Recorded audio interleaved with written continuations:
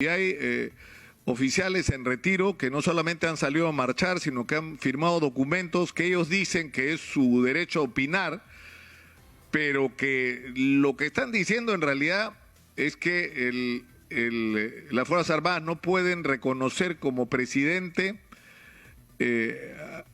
prácticamente a Pedro Castillo, lo dicen sin nombrarlo, ¿no es cierto? Porque han adquirido mucho protagonismo político ex miembros o marinos en situación de retiro. O sea, el almirante Cueto, el almirante Montoya, pese a su condición de salud, incluso el propio almirante Gianpietri, que han sido como protagonistas, es decir, ha sido un hombre muy ligado a la Marina, al que se ha presentado como supuestamente especialista en datos, diciendo que acá ha habido un robo, cuando en realidad no estaba calificado para hacerlo. Pero es sorprendente, es decir, la mayor parte de ellos son marinos, pero ¿cuál es la representatividad real que tienen dentro de las Fuerzas Armadas? No, ¿En qué medida expresan los sentimientos de las Fuerzas Armadas, de los miembros de las Fuerzas Armadas? Hay que distinguir dos cosas. El personal que esté en actividad, y hablo por la gente del ejército, a quien conozco a muchos de ellos, ¿ya? Y como vuelvo a reiterar, y lo he dicho antes también, yo he hecho un doctorado con el actual comandante general del ejército y conozco su vocación democrática, y no es un pelele que se va a manejar por 3 o 4 despistados que vienen a contarle el cuento de que hay que golpear y todo eso. Mentira, eso no lo va a creer. Yo hablo sin que me lo haya pedido, ni tampoco he hablado con él, pero le voy a decir con claridad, no es posible esa situación. Así que aquellos aventureritos por ahí que se despertado en una noche de Halloween y han salido a hacer sus acciones con sables y tonterías por el estilo, me parece que están fuera de lugar. ¿Y sabe quién nos ha dejado fuera de lugar? Si es que no ha sido así, Montesinos. Pero las instituciones, le digo, están al margen de todo lo que cada uno, por la devoción que tenga de lo que le dio o gozaron de la época del fujimorismo, que lo hagan. Acá hay libertad de hacer y de hacer lo que les venga en gana. Nosotros tenemos que buscar una salida para los militares combatientes, y varias veces lo reitero, la cantidad de muertos que están en los cenotafios son brutalmente grandes, que ha dado el ejército del Perú, particularmente su personal de tropas, su personal de suboficiales y en menor medida el personal de oficiales.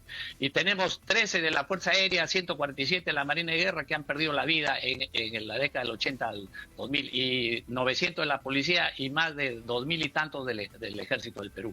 Entonces ahí vemos que el centro de gravedad de la lucha contra el terrorismo, contra la subversión y la pacificación del Perú lo ha dado el ejército del Perú. Y este año, en mayo 17, Sendero Ideológico hace un comunicado donde dice que fueron barridos en el campo por el ejército del Perú. Bueno, pues eso es la realidad. Lo demás es cuentos chinos, que acá aparecen magos, sacan que especialistas en lo que fuera. Eso está fuera de lugar. Aquí lo cierto es que no agitemos las aguas. Lamentablemente hay mucha intención de algunos de querer intranquilizar al país, cuando en realidad todo está tranquilo. Y si no, pues acusemos de comunistas al Parlamento Europeo, al gobierno de los Estados Unidos, a la Embajada de los Estados Unidos, a la Secretaría de Estado, etcétera. Acusemos de comunistas a todos. Y nosotros, pues somos los que estamos equivocados, no creo. Para entendernos, Wilson, tú lo primero que dices es que el mensaje tanto del Departamento de Estado como del Comité de Relaciones Exteriores de la Cámara de Representantes de los Estados Unidos era un mensaje más allá de cualquier otra consideración dirigido a los militares en el Perú. En el sentido, no se va a aceptar. Los Estados Unidos no van a avalar un golpe de Estado. Digamos, ese es el mensaje para ti, particular para las Fuerzas Armadas. Ese es el mensaje. No vamos a respaldar un golpe de Estado. Ya. Por supuesto. Vayamos al segundo capítulo que tú dices. Es decir, hay un tema con los Quispe Palomino, ¿no? Es decir, si vamos a hablar del papel y del rol de las Fuerzas Armadas y de la policía, y de la relación entre el profesor Pedro Castillo y estas instituciones, un primer problema es Quispe Palomino. Yo creo que son los rezagos del Sendero Luminoso, que algo de ideología todavía queda ahí. Es decir, lo que une a los Quispe Palomino es no solamente enfrentarse al Estado, sino imponer un régimen político comunista en el Perú. Ese es el objetivo de Quispe Palomino. Tú dices que ya no. No.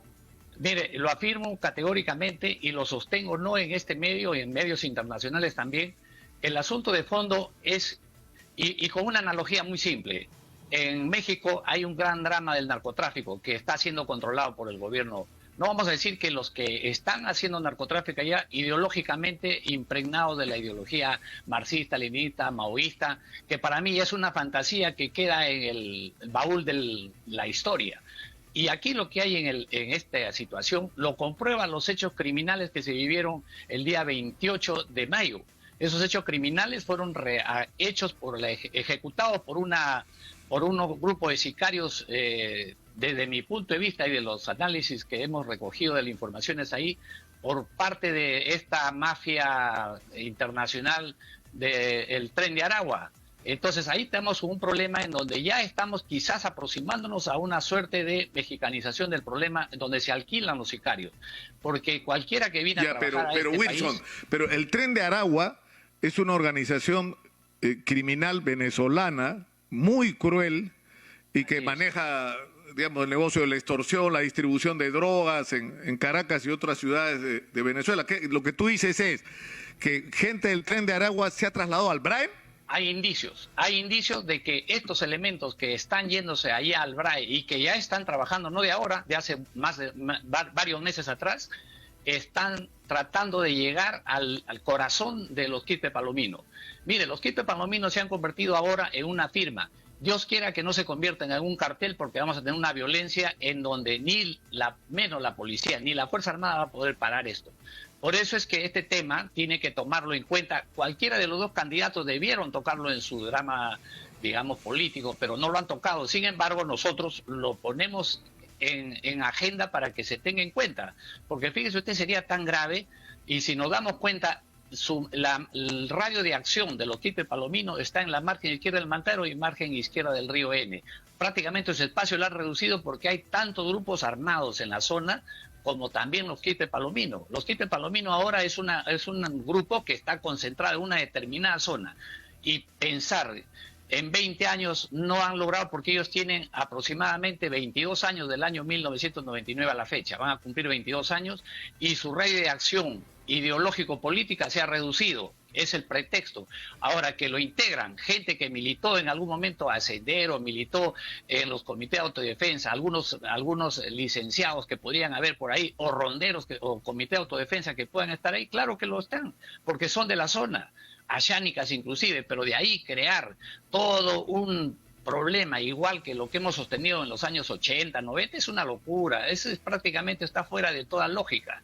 Y tanto así que estoy casi convencido que los analistas internacionales lo van a ver de la misma forma como lo vemos nosotros, ¿no? O sea, lo que tú dices, Wilson, es lo que hay que derrotar en el BRAEM. El narcotráfico. No es a un rezago de Sendero Luminoso que se resiste a dejar las armas, sino lo que podría convertirse en el Perú, en el primero y más grande cartel de la droga, lo cual supone el manejo de miles de millones de dólares. Mire, y un ejército de gente armada. Y tú dices que en eso, en ese, digamos, proyecto, delincuentes de origen venezolano, parte del Tren de Aragua, podrían ser parte.